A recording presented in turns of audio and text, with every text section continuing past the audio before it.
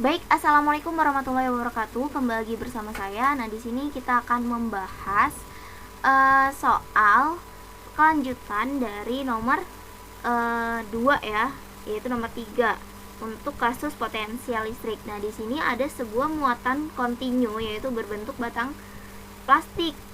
Oke, gambar di bawah ini menunjukkan batang plastik tipis dengan panjang L adalah 12 cm. Di sini diketahui panjangnya. Artinya di sini kita harus menggunakan metode integral untuk mencari potensial listriknya. Kita tidak bisa menggunakan hukum Gauss gitu. Karena dia tidak memiliki kesimetrian yang tinggi. Karena apa? Karena memiliki batas, yaitu panjangnya adalah 12 cm. Seperti itu. Nah, di dalam batang plastik ini dia memiliki muatan yang tersebar merata sebesar ini 56,1 femtocoulomb. Lalu dia juga di sini kita diminta mencari potensial listrik di titik P1, di mana titik P1 itu adalah di sini nih, ya kan? Terus dia ini terletak di sumbu X. Jadi kalau digambarkan kira-kira seperti ini ya. Kalau misalkan di soalnya itu cuman bentuk kata-kata aja, nggak ada gambar, kira-kira bentuknya gimana? Ya udah, di sini ada kata-kata, ada batang plastiknya kan, terletak di sumbu X. Kalian gambar aja di sumbu X, lalu gambar koordinatnya. Nah, karena di sini tuh P1 itu juga terletak di sumbu yang sama, ya berarti kalian tinggal gambarkan lagi titik P1 di sumbu yang sama di sumbu X, lalu jaraknya D kayak gitu. Nah, diukurnya dari titik origin atau titik 0,0 seperti itu ya. Nah, ditanya potensial listrik. Nah, ingat, potensial listrik itu gimana sih nyarinya? V sama dengan K Q per R gitu kan ya. Nah, cuman karena ini bendanya itu benda kontinu, maka kita membuatnya bentuknya integral K dq per R.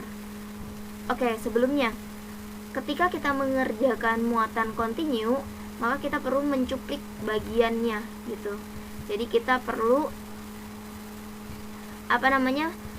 mengambil bagian terkecilnya agar dapat dianggap sebagai benda titik, seolah benda titik. Ketika udah benda titik, kita bisa kerjakan nih. Lalu gimana untuk mempresentasikan keseluruhannya? Kalau cuman sekecil ini kan nggak bisa. Ya udah, berarti kita tinggal integralkan dari batas mana sampai kemana gitu. Dengan begitu bisa diperoleh potensial listrik dari muatan yang bentuknya seperti ini gitu, yang satu dimensi gitu, yang bukan benda titik atau kontinu. Nah, jadi kita harus tahu kalau misalkan dia dicuplik seperti ini, bagaimana muatannya. Karena kan di sini kita mengenal dq ya. Oke, ternyata dq adalah lambda dx. Nah, ini dari mana? Ingat di rapat muatan. Jadi kalau misalkan kita punya rapat muatan itu ada 3 ya, ada untuk 1 dimensi, ada 2 dimensi, dan ada 3 dimensi. Nah, kalau 1 dimensi Q per L, kalau 2 dimensi Q per A, kalau 3 dimensi Q per volume. Namun ada juga beberapa buku yang menyebutkan tau semua, rho semua atau sigma semua gitu.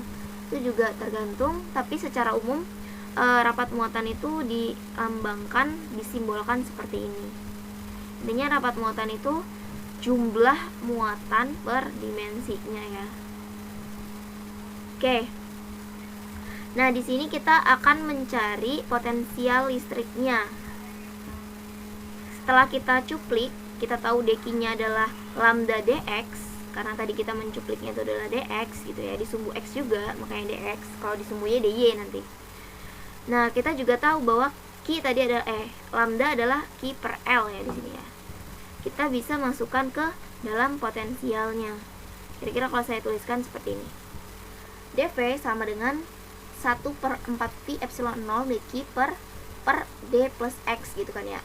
Karena kita mencari potensial yaitu V, maka kita harus mengintegralkan ini. Nah, seperti ini. Lalu batasnya dari apa ke apa? Ingat, panjangnya adalah L, yang itu besarnya 12 cm. Berarti untuk mempresentasikan keseluruhannya, berarti batasnya dari 0 ke L gitu. Nah, Ini kalau saya tuliskan kira-kira seperti ini.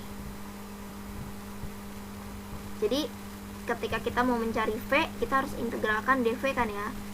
Kita integralkan dV, dimana integralnya itu bentuknya seperti ini. Setelah kita masukkan dq-nya adalah lambda dx, karena lambda itu dan 4 pi epsilon 0 itu adalah konstanta, karena ini turunan terhadap x, maka bentuknya seperti ini. Kemudian ini kan sama aja kayak integral 1 per x. Integral 1 per x yaitu hasilnya ln x.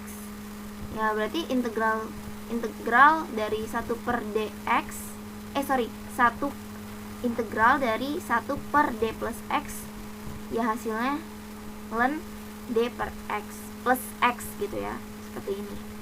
Oke, kita masukkan, substitusikan nilai L nya dan 0 nya. Nah, kita peroleh seperti ini. Nah, ini muncul Q per L ini dari mana? Dari sini, bahwa lambda adalah Q per L. Kita masukkan lambdanya Q per L, bentuknya maka akan seperti ini. Karena di sini tuh diketahui nilai-nilainya, kita bisa jadikan solusinya tuh bentuknya angka. Nah, kira-kira ketika kita masukkan angkanya, kan kita peroleh nilai potensialnya di titik P1 adalah 7,39 kali 10 pangkat min 3 volt gitu. Jadi sebetulnya dimanapun, kalaupun nanti ditanyanya itu di P2 di sini, berarti nanti harus mencari nanti ya yang mempengaruhi itu nanti jaraknya. Jaraknya itu nanti dari titik P2 ke titik yang dicuplik, itu R-nya. Dengan pastinya menghubungkan D besarnya ini dan juga jarak horizontalnya, seperti itu. Mungkin cukup sekian, mudah-mudahan dapat dipelajari lagi, dapat mudah dipahami. Wassalamualaikum warahmatullahi wabarakatuh.